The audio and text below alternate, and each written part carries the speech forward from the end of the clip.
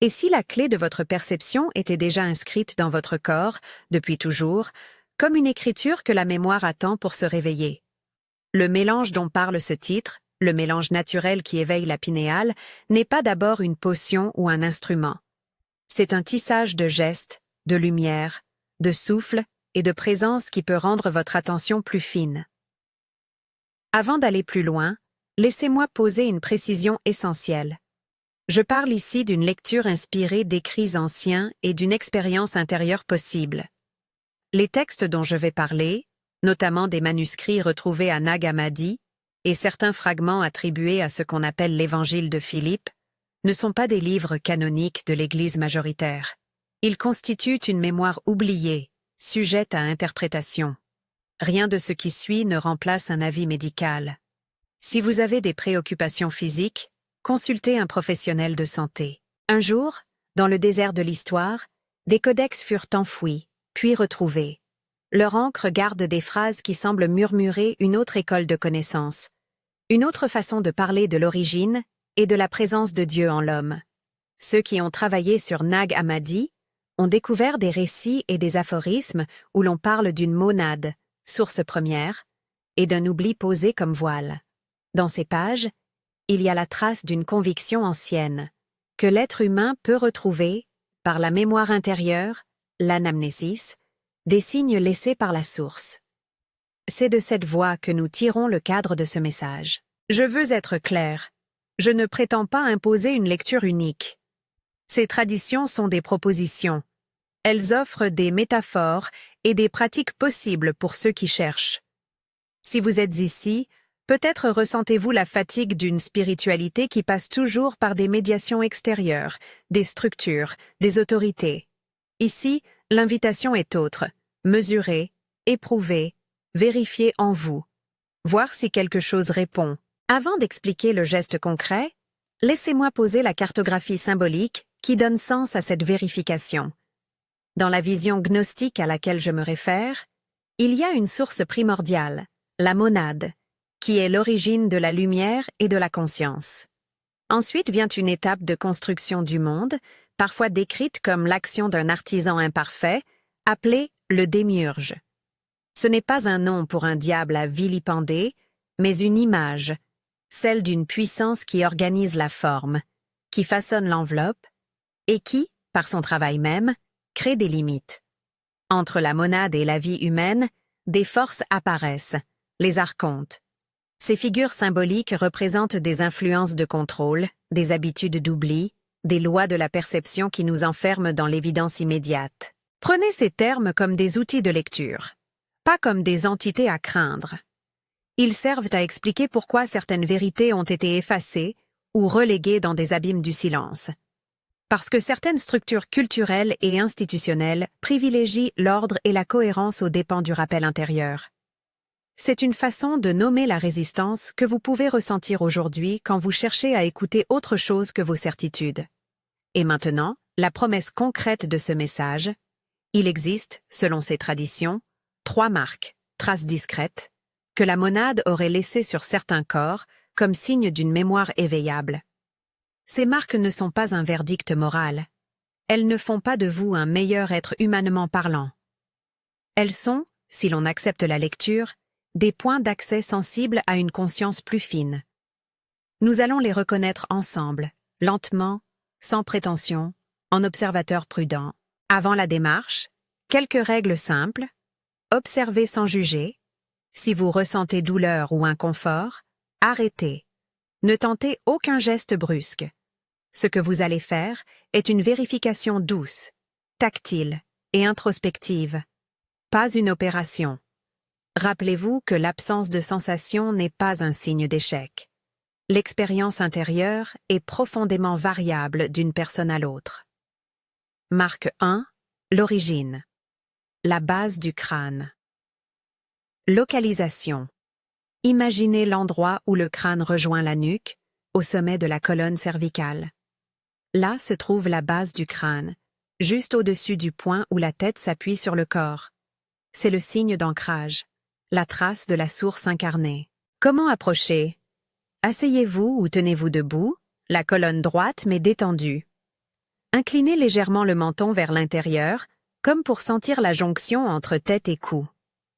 Posez la pulpe de vos doigts, pas l'ongle ni la paume entière, sur la zone ressentie. Ne forcez pas. Laissez vos doigts être une antenne. Respirez lentement. Inspirez par le nez. Sentez l'abdomen monter. Expirez longuement. À chaque expiration, relâchez les épaules. Après quelques respirations, posez attention aux qualités locales, chaleur, fraîcheur, picotement, tension, douceur, absence de sensation. Ces impressions sont des indices, des langues muettes. Notez-les intérieurement, sans les nommer pour les juger. Marque 2. La perception. Le côté externe de la main. Localisation. C'est la partie extérieure du poignet et de la main. Le bord externe où plusieurs traditions situent une ligne de contact entre le monde et la sensibilité. Ce point parle de réception, d'attention portée aux impressions. Comment approcher? Tendez la main, paume tournée vers le bas, comme si vous vouliez effleurer la surface d'un lac.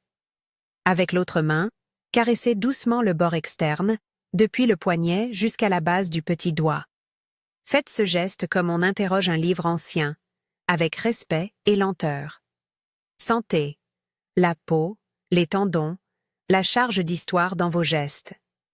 Peut-être percevrez-vous une sorte de réponse subtile, un frisson, une douceur, une petite contraction.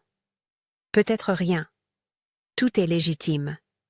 Durant ce geste, continuez à respirer lentement, en laissant votre conscience suivre la trajectoire de la main.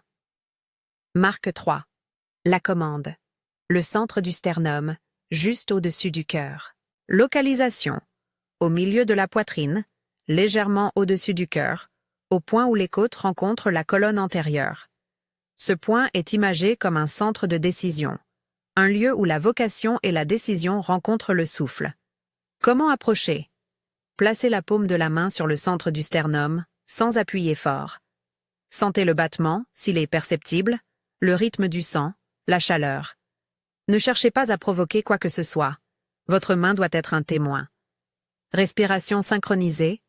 Essayez une respiration où l'inspiration allonge la colonne d'air jusqu'à la poitrine et l'expiration descend plus bas. À chaque cycle, imaginez que quelque chose se rétablit, qu'une petite porte intérieure se décale.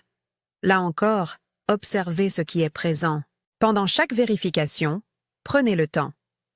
Ne vous précipitez pas.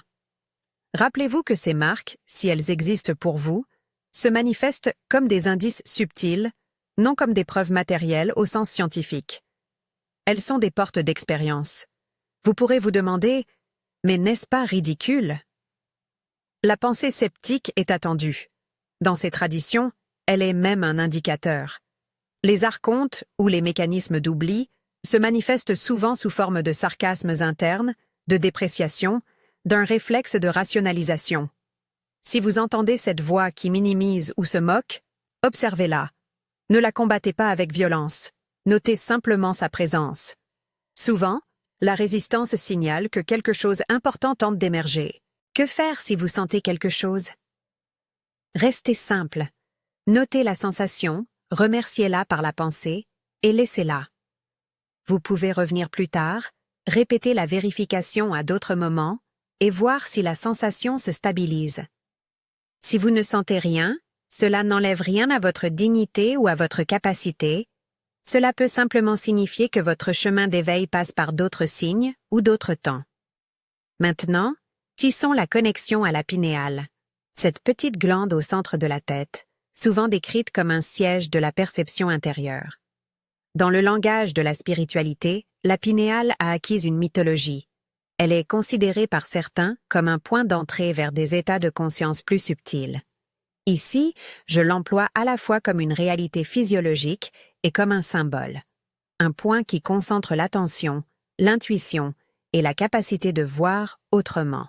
Le mélange naturel que j'évoque dans le titre est donc une proposition composite. Il n'existe pas, et je refuse de proposer, une recette miracle à avaler. En revanche, il existe une assemblée de pratiques simples, non invasives, qui soutiennent la clarté mentale et la sensibilité intérieure. Ce mélange se compose d'habitudes de vie et de rituels doux, La lumière du matin. Exposez votre visage à la lumière naturelle, quelques minutes chaque matin, aide à régler vos cycles et à inviter une meilleure synchronisation entre corps et esprit. Ce n'est pas une obligation. C'est une suggestion de présence au jour qui se lève. Le sommeil ordonné. Respectez un rythme de sommeil régulier, évitez les écrans intenses juste avant de dormir, offrir à votre corps un repos profond. La récupération du cerveau est une condition nécessaire à la finesse perceptive. La respiration consciente, quelques minutes quotidiennes de respiration lente, où l'on allonge l'expiration, invitent un terrain intérieur moins agité. Des respirations en 4 temps, ou simplement inhaler et exhaler en laissant le ventre bouger, suffisent. Le silence et la diminution des stimulations. Créer des fenêtres sans bruit, sans notification, pour que la mémoire puisse remonter. Même 10 minutes par jour font une grande différence. La nourriture comme soutènement, manger sobrement, avec gratitude, en privilégiant la diversité et la qualité, sans idée dogmatique sur les régimes. Le mélange n'est pas un supplément, c'est une hygiène. Le mouvement doux, marcher, étirer le corps, laisser circuler le sang. Le cerveau et le corps ne sont pas séparés. La circulation physique influence la clarté intérieure. Chaque élément de ce mélange est facultatif, expérimental. Vous n'êtes pas tenu de tout adopter. Choisissez ce qui résonne et testez en conscience. Si vous suivez une thérapie, un traitement, ou si vous avez des conditions médicales, parlez-en d'abord avec vos soignants. Pour lier les 3 marques à ce mélange, voici une proposition de rituel bref et sécurisé à faire le soir, comme un geste de clôture de la journée. C'est un rituel d'attention, pas une promesse de révélation. Faites-le en position confortable, sans gêne pour la respiration. 1. Assise ou allongée, commencez par la base du crâne. Posez la main doucement sur la jonction tête-nuque. Respirez profondément pendant 30 secondes environ, en restant présent au contact. Laissez vos pensées passer sans vous accrocher. Ce temps est dédié à l'ancrage. 2. Tracez ensuite, avec la main libre, la ligne de perception sur le côté externe de votre main, le long du bord jusqu'à la base du petit doigt. Faites cela lentement, comme si vous réveilliez une sensibilité oubliée. Sentez la peau, le tendon, la mémoire musculaire. 3. Enfin, posez la paume sur le sternum, légèrement au-dessus du cœur. Appuyez avec douceur.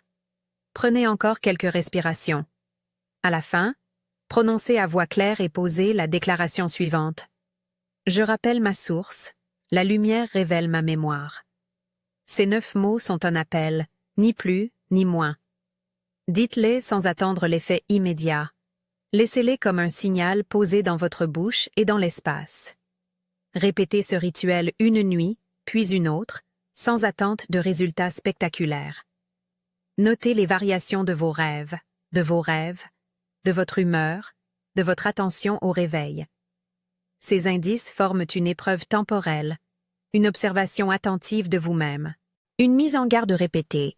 Il n'y a aucune garantie d'expérience mystique, de vision ou d'activation de la pinéale au sens spectaculaire. De nombreuses personnes vivraient des remous émotionnels lors de tentatives d'intériorisation. Tristesse, nostalgie, résistance. Si les effets deviennent troublants ou dominants, arrêtez l'exercice et cherchez du soutien. Le chemin spirituel doit rester une voie de santé et d'intégrité. Que signifie tout cela dans une clé plus large? Revenir aux marques, aux gestes et aux mélanges, c'est apprendre à ne pas déléguer intégralement son éveil. C'est recevoir la responsabilité de la propre mémoire. Les institutions, qu'elles aient de grandes traditions ou de petites juridictions, ont leur place. Mais l'initiative intérieure est aussi légitime. Elle n'oppose pas foi et expérience, elle complète. Le message gnostique que je reprends ici offre une lecture où l'incarnation est à la fois école et miroir, un lieu où la source a inscrit des signes. Lire ces signes est une pratique d'auto-vérification, un courage spirituel qui demande honnêteté, patience et discernement. Avant de conclure, je veux rappeler encore une fois les limites de mes paroles. Ces interprétations dérivent de textes non canoniques et de métaphores. Elles servent à élargir votre horizon, non à le remplacer. La vérité, si l'on doit la nommer, n'est pas enfermée dans une seule tradition. Elle se révèle dans la vie ordinaire, dans le soin et la fidélité à ce que vous découvrez. Si, au terme de ce premier partage, quelque chose a résonné avec vous, laissez dans les commentaires le mot « reconnaissance ». C'est un petit signe. Pas une promesse, mais une reconnaissance mutuelle que nous cherchons. Je lirai ces mots comme des balises, et ils m'aideront à savoir si je dois approfondir ces pratiques dans une prochaine vidéo. Pour finir, souvenez-vous. L'éveil n'est pas une conquête rapide, ni une série de résultats mesurables par un instrument extérieur. C'est une patience qui accepte d'être humblement recommencée chaque matin. Le mélange naturel que je propose, lumière, sommeil, respiration, silence, mouvement, attention, est un apprentissage quotidien. Et si la pinéale, comme métaphore, vous rapproche d'une écoute plus juste, alors ce mélange aura fait son œuvre. Merci d'avoir écouté jusqu'ici. Si vous voulez me retrouver pour un approfondissement où je guiderai, pas à pas, une activation plus complète et sûre de ces pratiques, abonnez-vous et activez la cloche pour ne pas manquer la suite. Prenez soin de vous, marchez avec douceur, et rappelez-vous. La mémoire peut revenir, mais elle le fait à son propre rythme.